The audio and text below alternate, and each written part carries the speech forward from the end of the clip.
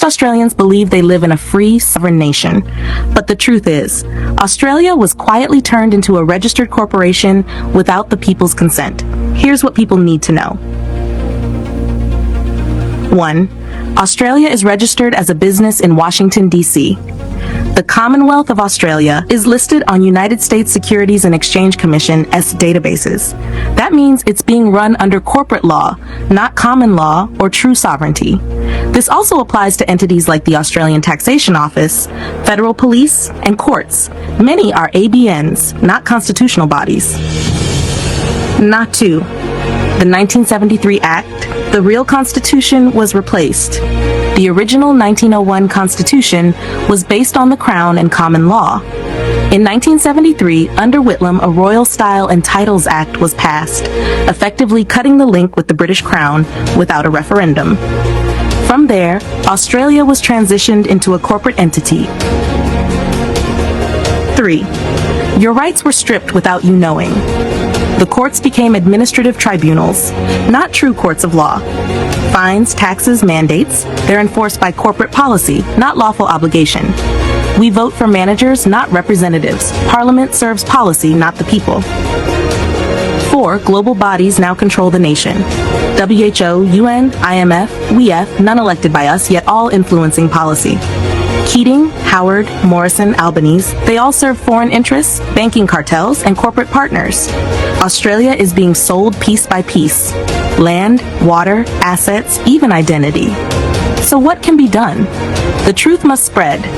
Australians must reclaim the original 1901 Constitution, declare their status as living men and women, not corporate entities, hold public referenda outside the corrupted system, unify under natural law and common law jurisdictions. The illusion is breaking.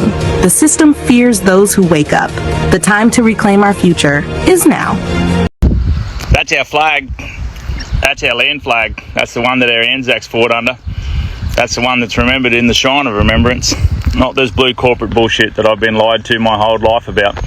That shit signifies America coming here in 1907 and telling us that we have to, through usufruct, have to pay back the British debt to the Rothschilds, Rockefellers and the World Bank, I'm guessing. 1910, we signed up to it on the 26th of January 1910. So that basically is when we became paid slaves again. That bad boy is what we what our great grandparents or great grandparents stood under. That's what they fought, the land flag, right? Not the red version, the maritime flag, the red version of the corporate blue flag. And 1948, on the 26th of January, is when they signed us up to the National Citizenship Act, where we officially got off the land, got on the ship, and through our straw men became the fictitious dead entities of itself. It goes a lot further than that, and there's lots of things in between. 1938, on the 26th of January, was the first time the Indigenous came on the 150-year celebration and said, please, stop celebrating on the day that means so much to us. So it's been going on for a long argument. I don't care either way, black and white, we're on this land. Both of us have been thrown off it. Both of us have been put onto the citizenship. All of us have lost our land rights, our God-given, creator-given dominion over the land that you were born. Every one of us are under the privilege system, and anybody who flies their flag for blue upright is unfortunately getting laughed at by the corporatocracy, by the GovCo, not the government of the day, not the Commonwealth of Australia, but the Australia that is the corporate entity of Commonwealth of Australia Proprietary Limited, ruled by the Queen of Australia, the fictitious 1973 version that has slowly, through the Australia Act and many more, taken the crown out of what we do. So today, of all days, is a great day to remember what we are as Australians, who we are prior to those happenings in 1907. But I tell you, it's not a great day to stand around, get fucking drunk, sunburnt, eat fucking prawns from Malaysia or some other country and wave a Chinese plastic flag, because that's not Australian. We need to re-educate ourselves. I've done that in the last year. Hopefully I can help you do that too.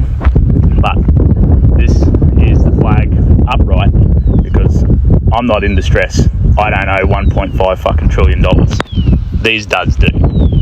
These corporate thugs do. They've sold every bit of our manufacturing. They continue to sell off all of our resources, our land, our water. So today, of all days, understand that that flag of distress is them. They should be in distress because the more of us that work this part out, the less of us are going to pay back their fucking debt. North Queensland, and for this case possibly Australia, because this is a pretty big issue we've got here. Today we're going to talk about the lovely red ensign and exactly what's going on. There's been a hell of a lot of misconception, perhaps distortions of truth, whether people are doing it intentionally or they've just been educated inappropriately. There's something to be seen. But today I'm here with Colette from the House of Jeffs. That's me. And she's done some amazing work, and as you can see from the plethora of research and evidence we have here of the existence of said red ensign. Yep. Wow. We've got the evidence. So, where does this all begin?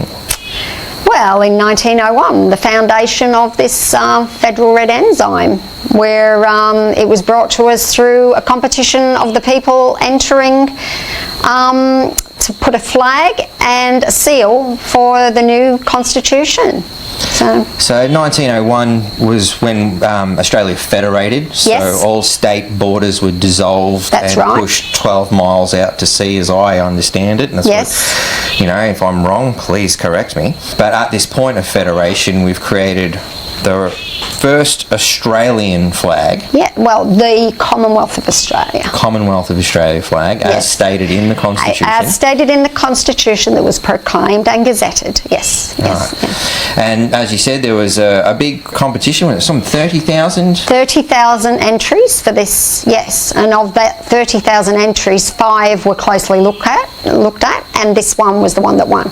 This one? This one, yeah. This one. At that point, it obviously had to go off to England as a part of the Commonwealth. Yes, as part which of, is yes. important to remember. You know, there is, you know, although federated, we are still part of the Commonwealth. 2 years later, she returns. Yes, yes, and that's officially our flag. Our flag, and importantly, our land flag. Unlike all the other flags that are maritime or admiralty, they can only be flown at sea and represents the vessels. So in 1903, when that approval process is complete from said Commonwealth, yes.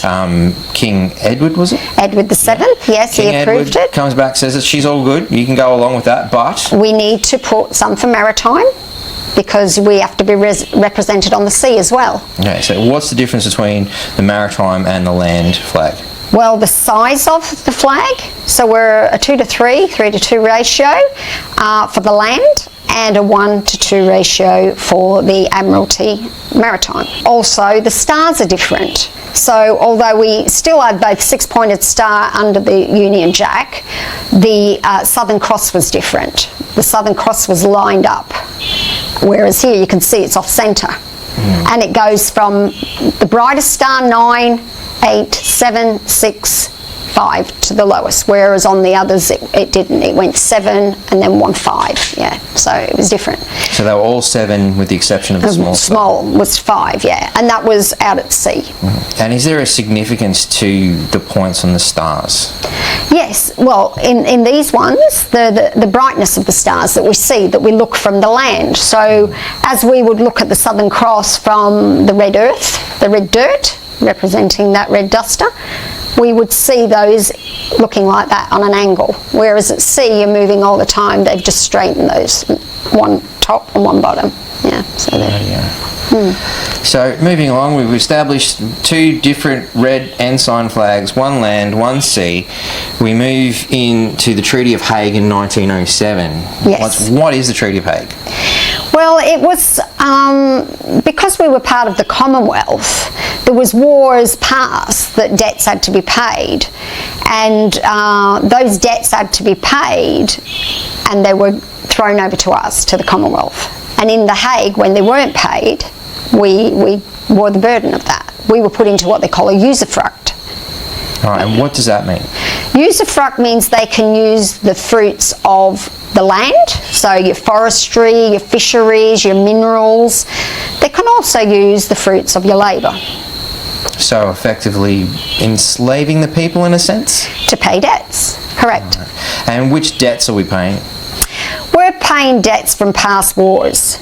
So because we're part of the monarch went into wars with different countries, like the Americans, where they did the civil wars and they had the War of Independence. Both of those, both the Americans and the English, were in debt to the banksters. Yeah, we didn't know them as banksters then, but they were in debt because they financed both sides of the war. Yeah.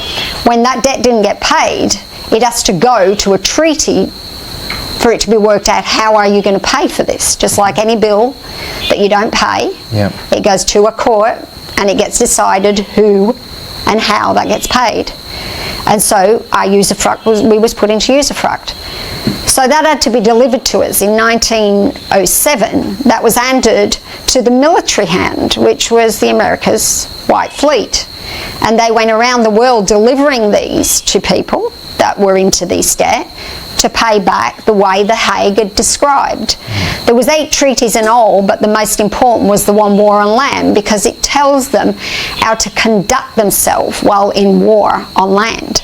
And the Americas, you know, the enforcers, and they've come into our shore, Sydney, I believe. Yes, into Sydney Harbour. Guns pointed, which guns is always a pointed sign of friendliness. Yes. You know, I mean, well, we were being friendly. Hi, how you going? You know. We were being friendly because we were all good little people waving American flags, not knowing that what was being delivered. The USA fleet welcome to Australia. Yes. With guns drawn. With the guns drawn. Yes. Here's the image. You can see it for yourself. Make your own mind up what that means. I've got a very interesting artistic interpretation of that one. And you can probably interpret a lot by that picture. Yeah. So we're basically told at this point, pay your debts. Yes. Right. So how do we proceed with paying those debts? Well, we go into administration.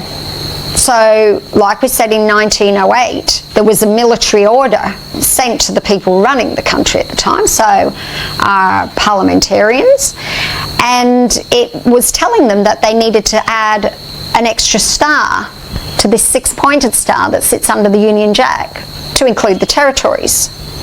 Now that sounds quite harmless, maybe, but territories, if you think of something marking its territory, that's exactly what they were doing.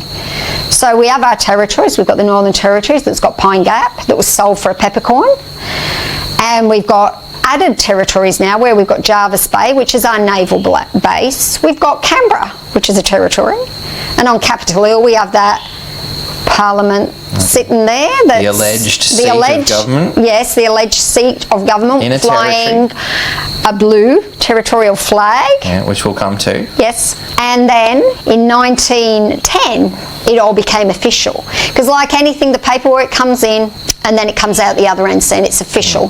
The 26th of January 1910 we officially were being administered.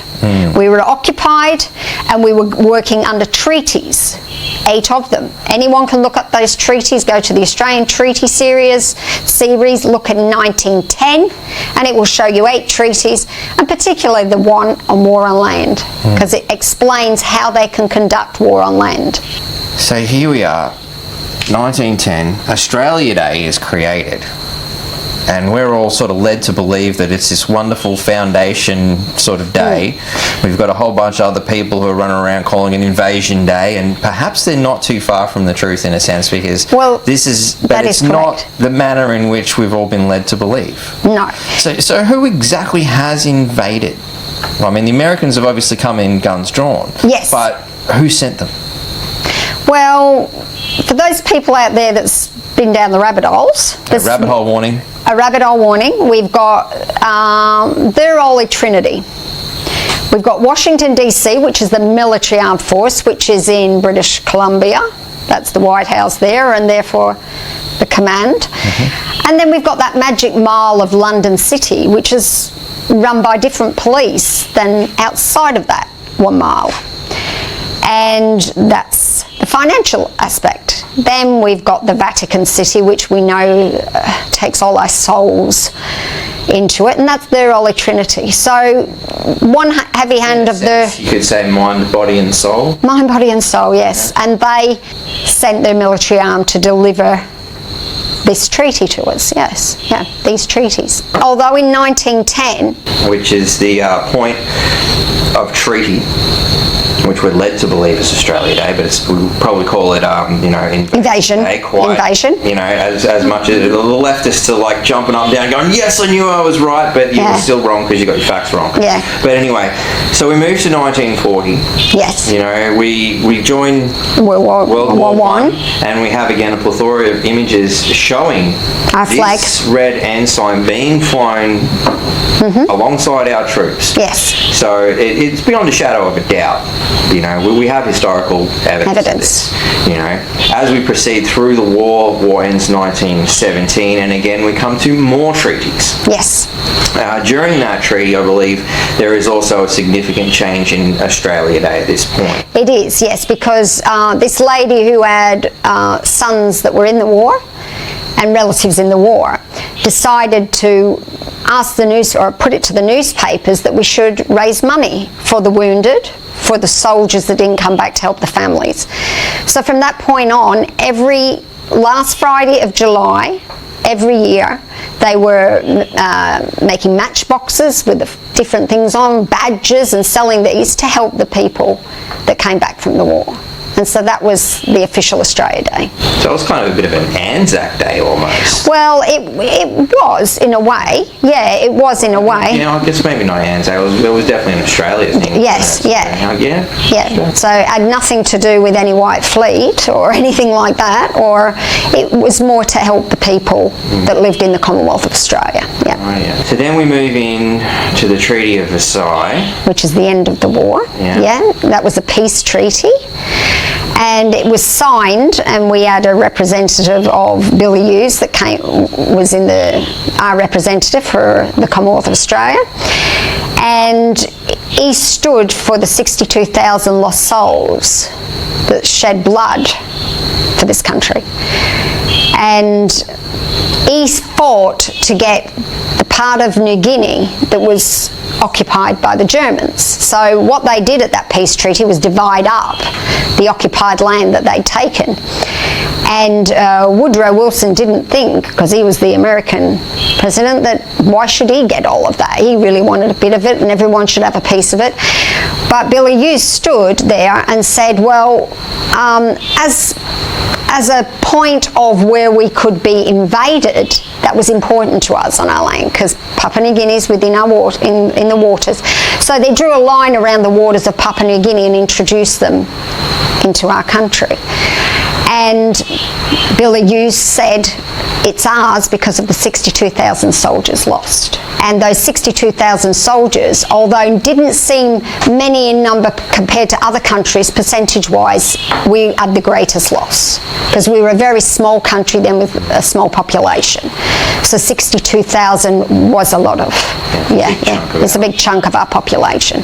And so they caved, and they give him Papua New Guinea and put the waters in there. So Papua New Guinea came into our waters. Is there any other significant point to the Treaty of Versailles that affects the flag? That was recognised in international peace. Right. So that was a peace treaty, yes. And as part of the... I believe, we have evidence, yes, under the British Empire. Yes, we also have evidence in that same picture of the fact that New Zealand had a red flag, Canada had a red flag, South Africa had a red flag, the Commonwealth countries had a red flag. Yet Menzies tried to say it looked too communist, so we should use the blue. Menzies comes in, we're moving into that, the Nazis are building their strengths, socialism is starting to take a hold. It's already got a stranglehold in Russia, and I believe a couple of other countries around Europe and whatnot. Dark days are upon us because of socialism, accepted. And Menzies says, what about our flag? Yeah, he said, first he said we should go to war. All right. And unfortunately, because in that peace treaty we became a nationhood under international law, under peace, we should have stood up and said no. So as a part of that treaty, we accepted peace and we're not going to go starting a war. Yeah, we shouldn't have had to. We could, yes, we could have. But at the time, we dropped the ball and we went to war. So we broke that peace treaty and we went to war. And he said that flag looked too communist because they already had their little blue flag sitting in the background. And he was trying to push in the blue flag. Yeah, and this is where we do our Tarantino moment and refer back to our previous mention of said blue flag that's been set as a government flag from the early days of the creation. With the 7 points for treaties that is clearly not on there in World War I and World War II. So it was sitting, lying there, waiting. Right. So during World War II, we're still flying red flag. Yep. But our Prime Minister at the time is starting to fly the blue flag. Well, yes, they've got that. The government's got that, yes. But it wasn't official because under everything, the Flag Acts, it has to be official. It has to go through the Commonwealth, through the monarch, and it has to be put into the Flag Acts. It was all done around 1953, 54 officially in the Flag Acts, all around the time of the coronation when the crown changed, the flag changed. World War II's done. We've fought another world war with this flag. So when we look at our Anzac memorials, what flag should we really be flying? Exactly. I'll leave that to you, Mob, to figure out. Yes. But these are the facts. In 1953, we have the coronation of Queen Elizabeth. Yes, where she had 2 crowns that day, which is not unusual with the royals because they were originally Catholic before Henry VIII. Until then, now she's the head of the Church of England, so we need an imperial crown. And our soldiers had the imperial crown. They wore the imperial badge. The rising sun and the imperial crown was in there. All of that changed in 53. We lost it off our police officers. Well, we lost it all right. We lost it. What good timing. What good time. But let's not forget, it's not lost because we haven't forgotten. That's right. So in 53, we changed the crown, we changed the seal, we changed the flag, we changed the name of the forces. They were the Imperial Forces. Now they're the Australian Defence Force.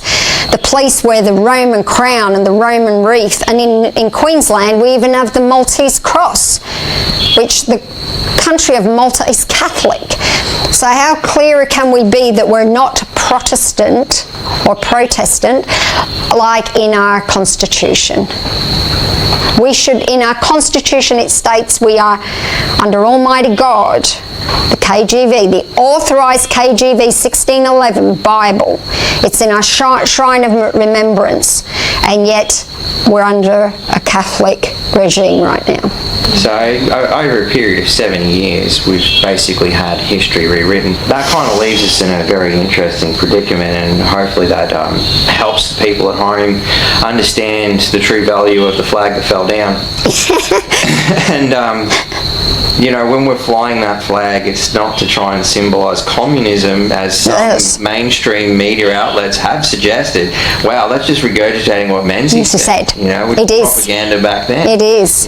But when they see the Commonwealth flags of the time, where they were all red, it doesn't stand up. We had 4 Commonwealth flags with red, and 2, Russian and China that were red. I think we outnumbered them.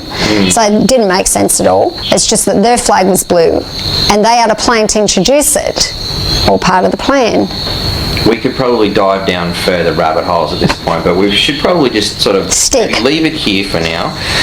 Hope this has helped everybody understand a little bit more about the red ensign, that it does seem through evidence here to be the true flag of Australia, and the blue flag is the government flag. So yeah, and we've got to stop calling it Australia. We've got to call ourselves the Commonwealth of Australia. As much as you can clearly see here in 53 that the monarchs sort of turned their back on us. And I can add to in 57 at our first, what would you say, Christmas greetings to the public via black and white television. Happy Christmas. 25 years ago, my grandfather broadcast the first of these Christmas messages. Today is another landmark, because television has made it possible for many of you to see me in your homes on Christmas Day. My own family often gather round to watch television, as they are at this moment, and that is how I imagine you now. I very much hope that this new medium will make my Christmas message more personal and direct. I hope that 1958 may bring you God's blessing and all the things you long for. And so I wish you all, young and old, wherever you may be, all the fun and enjoyment and the peace of a very happy Christmas. She stated clearly that she cannot assist us in war, she cannot lead us into war, and she cannot lead us through the courts into law. So clearly turned their back on us. Definitely. And again, further cemented in 73 with what Gough Whitlam did. Yes. Creating this fictitious corporate version, and yeah. Yes. Here we are about to die. We're standing at the edge of a new rabbit hole, and I think if you're interested in that, you should definitely look for yourself. I know perhaps we might do another video at some point, explaining exactly what happened in 1973, and Gough, where we are now, only Prime Minister to be forcibly removed by the Governor General. Yes, yes. I think we'd all love to see some more. May I say, God save the Queen, because nothing can save the Governor General, was his speech. Yeah.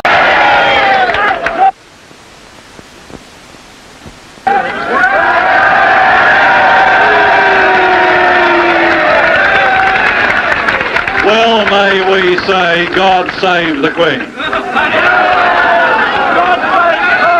Because nothing will save the Governor General.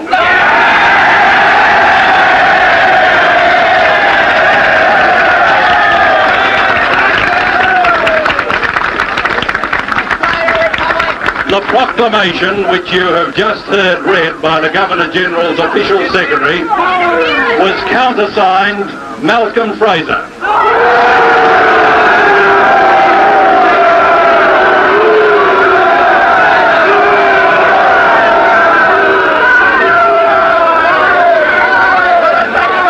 Who will undoubtedly go down in Australian history from Remembrance Day 1975 as Kerr's Kerr.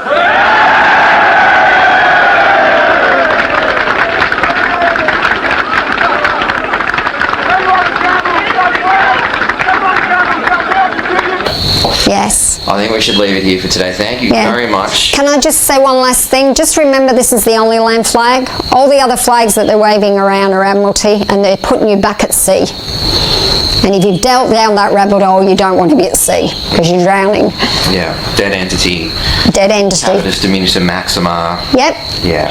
So yeah, there's some lovely terms for you to look up, and leave you hanging on the edge of the seat. What's he saying? What does that mean? Look it up. Find out. Look it up. Do some research. Exactly. And you've done some amazing web research, and so have a lot of other people to bring us this information. And thank you. Well, most of this is people's collections from their homes and from their families that's been passed down. So thank you to those people that save stuff so that they can change our history however they like, but we've got the evidence to prove it wrong.